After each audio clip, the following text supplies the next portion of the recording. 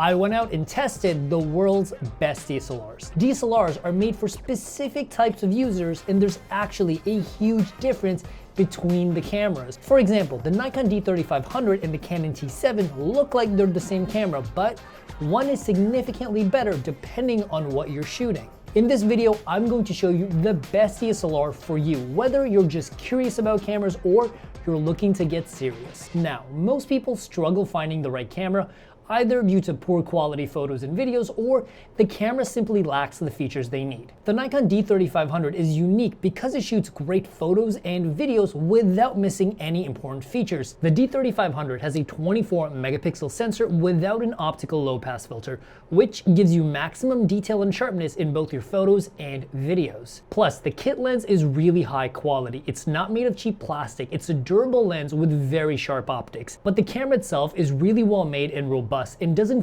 feel like a beginner camera when you use it. However, one thing that I don't like is that the screen on the back is not a tilt screen. Instead, it's built directly into the back of the camera and it doesn't move at all.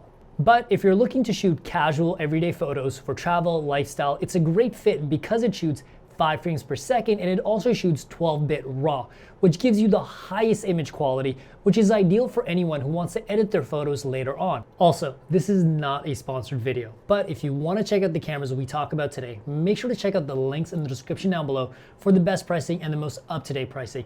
It's also the best way to support the channel, so thank you. And the shocking thing is, it's also pretty great in video mode, which most beginner cameras are not. The D3500 shoots full HD at 24, 30, and 60 frames per second. The video image itself is really crisp in detail. This will absolutely blow your iPhone out of the water any day of the week. Plus, the 60 frames per second allows for 2x slow motion, which is another feature that you never really see on beginner cameras. But one thing that I do think is missing is that the D3500 doesn't have an input for external microphones, which kind of limits this camera's use for professional video. But I really doubt this is going to be an issue for casual and amateur users. But there is a camera later in this list that fixes this exact issue and is probably the perfect DSLR for enthusiasts and professionals. So overall, if you're looking for a beginner-friendly DSLR that does great photos and videos, the Nikon D3500 is your best option.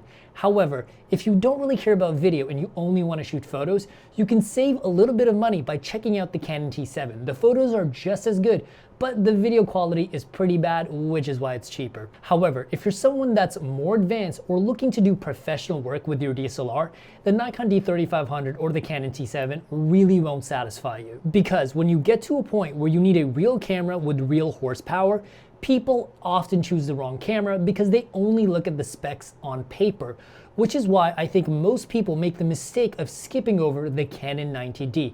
But within professionals and enthusiasts, this is actually a very popular camera. And that's because it has 3 unique features that make it perfect for serious shooters. Number 1, the ridiculously high image quality. The Canon 90D actually has one of the highest resolution APS-C crop sensors that you can get in a DSLR. With a 32 megapixel sensor, that's enough resolution to stand right next to the best professional cameras out there for half the price. The cool thing about a high resolution sensor is 2 things. 1, you can heavily zoom in or crop into your image without losing image quality.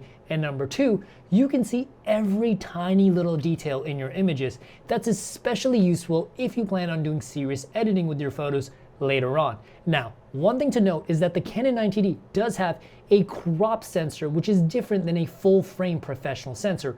Exactly what that is and why you might want a full frame sensor, I'll explain later in this video. But for the time being, let's talk about the second amazing thing about the Canon 90D, where photo shooters will be really impressed, and that's the 10 frames per second burst mode.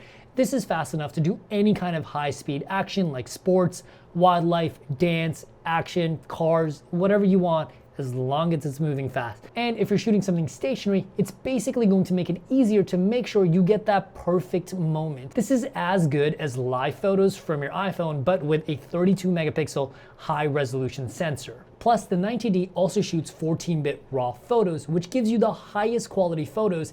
This is especially helpful if you plan to heavily edit your photos for professional use like a magazine, billboards, or advertising. And number 3, this is the best reason to get the 90D if you're a professional or serious shooter that wants to do both photos and videos.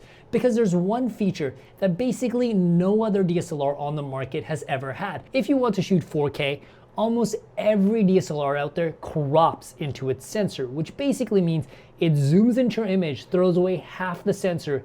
It gives you 4K, but it's pretty bad quality, and it makes getting wide shots really hard. However, this is the Canon 90D's saving grace. It shoots 4K at 24 and 30 frames per second with a full sensor readout. So you basically get the best possible quality in 4K from this camera. And it also has phenomenal autofocus in both photos and videos with intelligent face tracking. This is extremely rare in DSLR video. This is probably why most people get a 90D. And if you're someone that likes to shoot slow motion video, the Canon 90D also has 60 frames per second for 2x slow motion and 120 frames per second for 5x slow motion in full HD resolution. But one thing to note, the autofocus doesn't work in 120 frames per second mode. But something that a lot of people overlook when it comes to the 90D is the design. The camera is built like a tank and will work forever.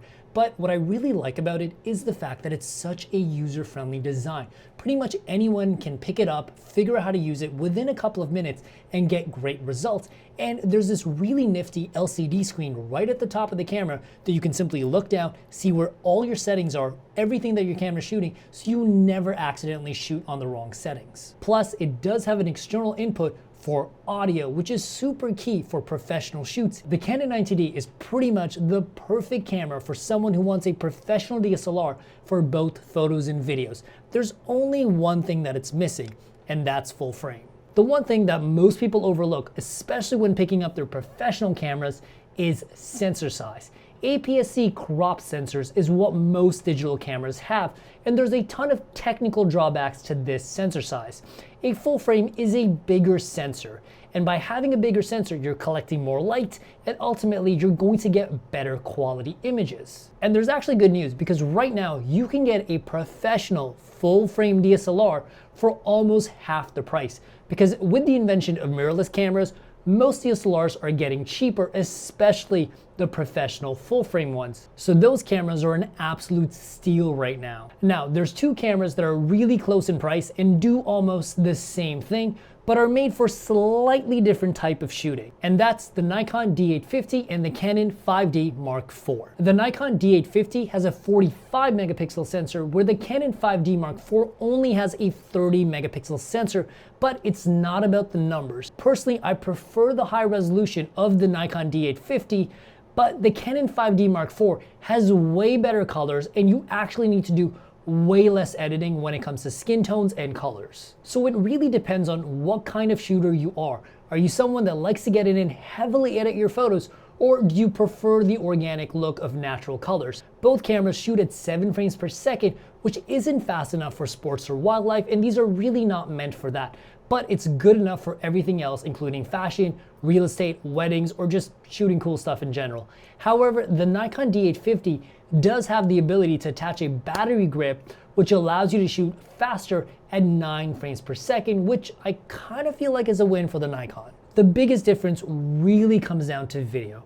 Both the 5D and the Nikon D850 shoot 4K, but the Canon shoots at 4K 24, 30 frames per second with C-Log for wider dynamic range, so you can get in there and fine-tune your colors. But it crops into the sensor, and it basically becomes an APS-C camera in video mode, and at that rate, you're better off with the Canon 90D.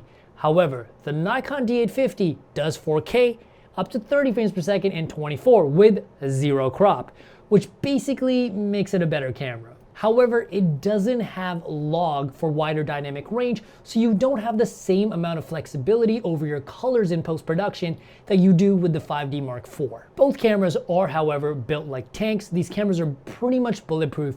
The ergonomics are perfect, exactly what you want for professional use.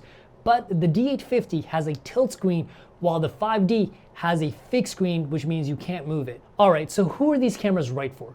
Personally, if you're the kind of shooter that likes to go in there and finesse every little bit of your photos, the D850 is a much better camera. But if you prefer natural organic colors for photos, the Canon 5D is without a doubt the camera for you. But ultimately, if you're a video shooter, it's kind of a toss-up, because do you want 4K uncropped or 5D Mark IV in APS-C mode, but with way more flexibility over your colors. Let me know in the comments down below what camera you guys think is better and which one you would get. And if you want to check out and learn more about any of the cameras on this list today, make sure to check out the links in the description down below for the best pricing and the most up-to-date pricing. Make sure you don't overpay for your cameras. With that being said, guys, I will see you in the next video. Peace.